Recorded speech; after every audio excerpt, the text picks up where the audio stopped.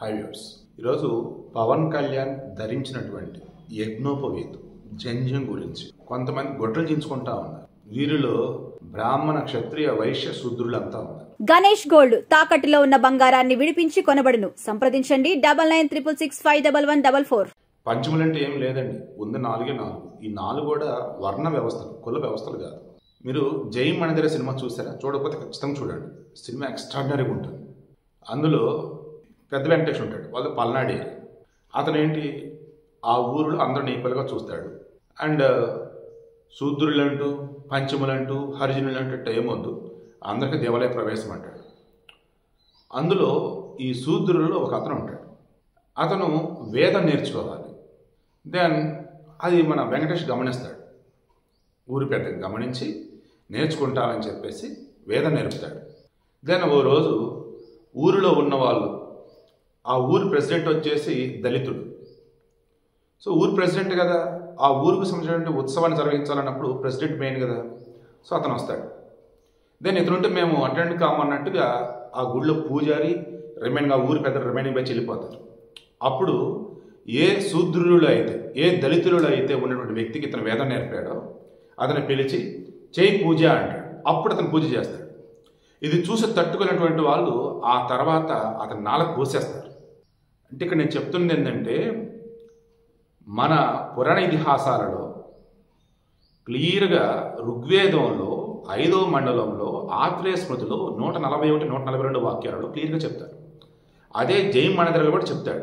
అతనికి ఎందుకు వేదం నేర్పకూడదు నేను అని చెప్పేసి అంతకుముందు ఎక్స్ప్లెయిన్ చేస్తాడు. ఏమనంటే, జన్మనా జాయతే శూద్ర, అంటే పుట్టుకతో ప్రతి ఒక్కళ్ళు కూడా శూద్రుడే. దెన్ ఆ తర్వాత వచ్చేసి మీరు వేదాన్ని కనుక నేర్చుకున్నట్టయితే విప్రులు అవుతారు.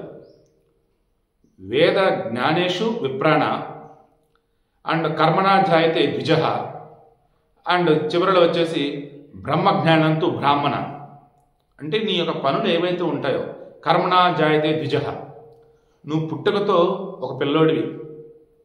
నువ్వు ఆ తర్వాత ఎదిగే క్రమంలో నీ గుణగణాలతో, నువ్వు నేర్చుకునే పనులతో, నువ్వు చేసే పనులతో అప్పుడు వేరొక వర్ణంలోకి మారుతావు అన్నట్టుగా చెప్తాడు ద్విజ. నెక్స్ట్, నేను బ్రాహ్మణుని కాదు, వేదాంగాలు చదవలేదు, పురాణ ధ్యాసాల మీద చిన్నపాటి గ్రిప్ ఉంది. అండ్ మా తాతగారు నాకు చిన్నప్పుడు నేర్చినవన్నీ కూడా ఉన్నాయి, నేను కూడా నేర్చుకుంటున్నాను. దానివల్ల ఇప్పుడు నేను చెప్తాను. ఓకే, ఇది కరెక్షన్ కింద కామెంట్లో తెలియచేయండి. నెక్స్ట్, వేద జ్ఞానేషు విప్రాణ, విప్రులు ఎవరు? వేదాన్ని నేర్చుకున్న వాళ్ళు. అండ్ బ్రహ్మ జ్ఞానంతో బ్రాహ్మణ, బ్రాహ్మణులు అంటే ఎవరు? బ్రహ్మజ్ఞానాన్ని పొందిన వాళ్ళు. సో అందులో చెప్తాడు. ఇప్పుడు నేను కూడా చెప్తుంది కూడా అదే. త్రివిక్రమ్ శ్రీనివాస్తో మన పవన్ కళ్యాణ్ గారికి సాన్నిహిత్యం, సత్సాంగత్యం అంటారు. సజ్జనులతో ఫ్రెండ్షిప్ అన్నట్టు. దానివల్ల మన పవన్ కళ్యాణ్ గారు బ్రాహ్మణత్వం సైడ్ అట్రాక్ట్ అయ్యారు. దెన్ ఆ తర్వాత బ్రాహ్మణులు చేసే వైదిక కర్మలు ఏవైతేనేమో తెలుసుకున్నాడు. ఆ తర్వాత పవన్ కళ్యాణ్ గారు మన త్రివిక్రమ్ గారి ఆధ్వర్యంలోనే బ్రాహ్మణుల సమక్షంలో, పండితుల సమక్షంలో, వేదవేత్తల సమక్షంలో ఆయన ఈ బ్రాహ్మణులు ఏవైతే ఫాలో అవుతారో అవి ఫాలో అవుతూ ఉపనయన కార్యక్రమం చేయించారు. ఈ ఉపనయనం అన్నప్పుడు ఏంటి? పండితుల సమక్షంలో యజ్ఞోపవీతం ధరించడం, అదే ఆయన ధరించారు. అదే నిన్న మహాకుంభమేళాలో పవన్ కళ్యాణ్ మెడలో కనిపించింది. అదే అది చూడగానే పవన్ కళ్యాణ్ బ్రాహ్మణుడు కాదే, పవన్ కళ్యాణ్ క్షత్రియుడు కాదే, పవన్ కళ్యాణ్ వైశ్యుడు కాదే, పవన్ కళ్యాణ్ శూద్రుడు. ఎస్, శూద్రులలో ఇప్పుడు ఓసీలుగా ఉన్నటువంటి వాళ్ళు ఉన్నారు కదా, వాళ్ళు ఏమని ఫీల్ అవుతూ ఉంటారు? నో, మేము క్షత్రియులు, మేము ఓసీలు, మేము బ్రాహ్మణులు వేరు. ఈ క్షత్రియులు ఉన్నటువంటి వాళ్ళు ఏం ఫీల్ అవుతూ ఉంటారు? వాళ్ళు రాజ్యం పరిపాలించిన మేము క్షత్రియులు, బ్రాహ్మణులు త్రిసంధ్య కాలాలలో అంటారు. అంటే 3 సంధ్యలలోనూ దేవునికి సంబంధించేసి కొన్ని కార్యక్రమాలు చేయాల్సి ఉంటాయి, అవి చేయరు, సంధ్యావందనం చేయరు. అండ్ బ్రాహ్మణులు పుట్టినటువంటి వాళ్ళే.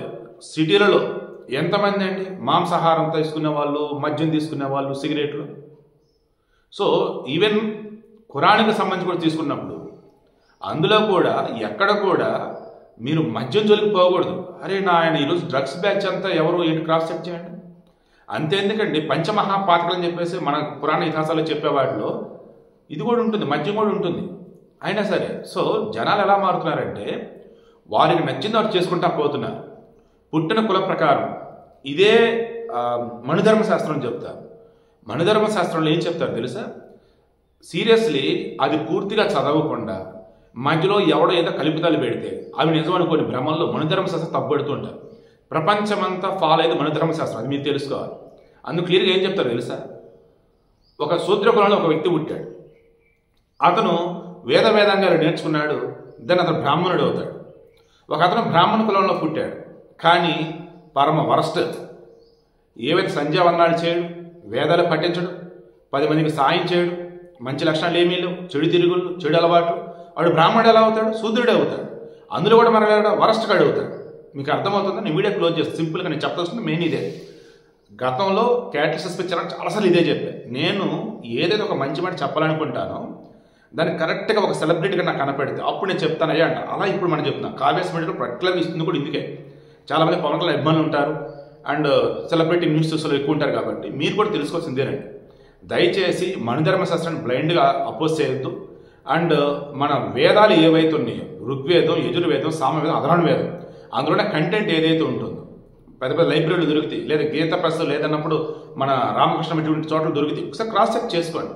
అద్భుతమైనటువంటి అందులో ఉంటాయి. అంతే ఎందుకండి, నిన్న మొన్న ఎక్కడో చూశానండి ఎవరో పాడ్కాస్ట్లో వీడియోలో నాకు ఏదో పోస్ట్ అయితే వచ్చింది.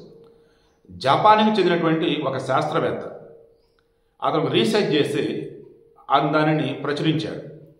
దానికి కానీ నోబెల్ బహుమతి పొందాడు. ఏంట్రా అది అంటే, వేదాలలో క్లియర్గా చెప్తారు ఏమని, నువ్వు తిన్న తర్వాత కాసేపు నడవయ్య అని ఉంటుంది ఆ వేదాలలో శ్లోకాలలో. ఈరోజు న్యూక్లియర్ సైన్స్ కూడా అండి వేదాలలో ఉన్నదే. ఏదైతే అణుయింద్రాలకు సంబంధించి కావచ్చు, లేదంటే పెద్ద పెద్ద మిసైల్స్ అవన్నీ కూడా వేదాలలో ఉన్నటువంటివే. సో ఆ వేదాలలో క్లియర్గా చెప్పినటువంటి లైన్ అది. నాకు సాంస్క్రిట్ రాదు కాబట్టి నేను చెప్పలేకపోతున్నా ఎగ్జాక్ట్గా. సో దాన్ని తెలుగులో చెప్తున్నా చూడండి భావం. నువ్వు సాయంత్రం పూట అంటే రాత్రిపూట భోజనం చేసిన తర్వాత నడవాలి కాసేపు. అలాగే కూర్చోవడం, అలాగే పడుకోవడం చేయకూడదు. దానివల్ల చాలా ప్రాబ్లం. ఈ జపాన్ సైంటిస్ట్ ఏం చేశారు, ఆ లైన్ పట్టుకొని ఇది చెప్పారు కదా, వీళ్ళంతా ఫాలో అవుతున్నారు కదా ఏంటి, దానికి తోడు ఉపవాసం ఉన్నప్పుడు ఏమైందంటే ఏకాదశి నాడు చేస్తూ ఉంటారు. శుక్లపక్షంలో ఒక ఏకాదశి వచ్చింది, కృష్ణపక్షంలో ఒక ఏకాదశి వచ్చింది. ఏకాదశి నాడు వచ్చి ఉపవాసాలు ఉంటూ ఉంటారు కదా. ఈ ఉపవాసం ఉండటం వల్ల ఏమైందంటే మన శరీరంలో ఉన్నటువంటి ఆ అణువులు మన శరీరంలో రిమైనింగ్ అణువులను తినేస్తాయి. ఎటువంటివి? చెడుని, కొలెస్ట్రాల్ని తినేస్తాయి. ఆ జపాన్ సైంటిస్ట్ ఇదే ఎక్స్ప్లెయిన్ చేసుకొచ్చాడు. తిన్న తర్వాత నడవటం వల్ల జరిగే మేలేంటి అండ్ ఉపవాసం ఉండటం వల్ల శరీరానికి కలిగే మేలేంటి. మీరు బాగా క్రాస్ చెక్ చేయండి. జపాన్లో వాళ్ళు మ్యాక్సిమం వాళ్ళు స్లిమ్గా ఉంటారు. ఏదో సుడోకు కదండి, వాళ్ళు ఏదో గేమ్ ఉంటుంది ఒకటి, అందులో వాళ్ళు మాత్రం లావు ఉంటారు. రిమైనింగ్ అంతా సన్నగా స్లిమ్గా ఉంటారు. మితంగా ఆహారం తింటారు అండ్ చేసే పనులు కూడా మనసు పెట్టి చేస్తారు. సో నేను టాపిక్ డైవర్ట్ అవ్వాలి. ఏం చెప్తున్నానంటే, మన పురాణ ఇతిహాసాల మీద కనుక మీకు ఏమాత్రం అవగాహన ఉన్నా, ఈరోజు కులాలంటూ కుంపట్లో పెట్టి కొట్టుకోవటం, తిట్టుకోవటం చేయరు. మీరు గుణగణాలను బట్టి ప్రతి ఒక్కరిని గౌరవిస్తారు. అప్పుడే వాడి క్షత్రియుడా, బ్రాహ్మణుడా, వైశ్యుడా, శూద్రుడా అనేది మీకు అర్థమైంది. శూద్రుడిని మనకు తక్కువ కాదండి, దయచేసి మైండ్లో తీసేసేయండి. భగవద్గీతలో శ్రీకృష్ణ పరమాత్మ కూడా చెప్పింది అది, మనుధర్మంలో చెప్పింది కూడా అది. వర్ణ వ్యవస్థ, బ్రాహ్మణులు, భుజాలంటి క్షత్రియులు, నాభి తొడలు ఈ పాటించే వైశ్యులు, పాదాలంటి శూద్రుడు. అంటే ఒక మనిషి దేహంలో ప్రతిదీ కూడా ముఖ్యమన్నట్టు ఈ సమాజం నడవాలంటే ఎవరెవరు ఏమేమి చేయాలి ఏంటన్నట్టు. సో ఒక 5 నిమిషాలు ఇద్దాం అనుకున్నా, బట్ చాలా వాల్యుబుల్ పాయింట్స్ ఉన్నాయి కాబట్టి నేను కంటిన్యూ చేశాను.